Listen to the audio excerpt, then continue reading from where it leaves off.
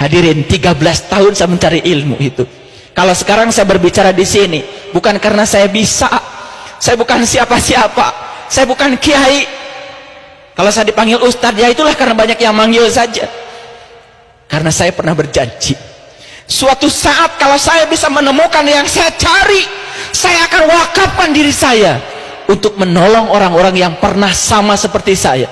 Saya sholat dulu, Allahu Akbar. Begitu Allahu Akbar, pikiran saya mulai jalan kemana-mana, mengingat pekerjaan saya, mengingat semua masalah hidup saya, rumah saya, mobil saya, kantor saya, kesibukan saya. Itu sholat saya dulu.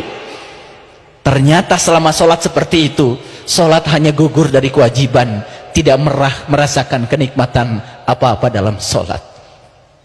Hadirin kaum muslimin, kenapa sholat itu 17 rakaat? Kenapa?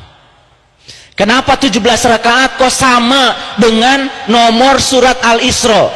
Surat Al-Isra nomornya 17. Kenapa salat berjamaah itu kok 27 derajat?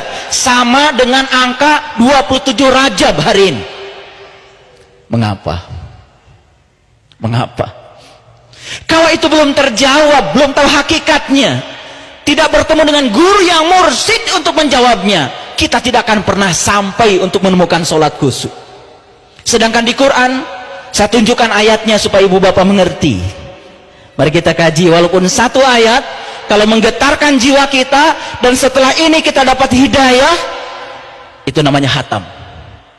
30 juz kita baca Quran berulang-ulang, tetapi tidak membuat kita tambah lembut, tidak dapat hidayah, itu enggak hatam. Malas itu pasti berhubungan dengan rasa. Malas makan karena yang mau dimakan tidak menarik.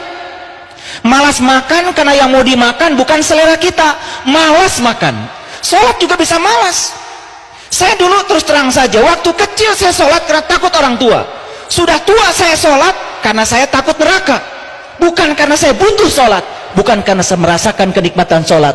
Bahkan saya tidak enak kalau tidak sholat, karena biasa sholat, bukan karena merasakan nikmatnya sholat. Ini harus dilakukan revolusi.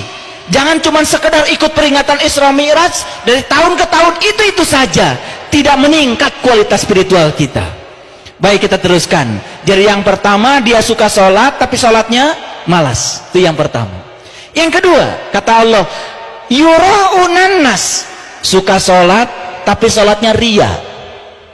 Ria itu kalau bahasa fikih ada dua, ada ria nifak, ada ria adat. Ria nifak, melakukan sesuatu karena ada muatan, ada harapan. Contoh, biasanya gak tahajud, begitu banyak masalah jadi tahajud. Sama seperti kita gak pernah berkunjung ke tetangga, tiba-tiba tetangga, kita berkunjung ke rumah tetangga. Apa kata tetangga kita? Tumben.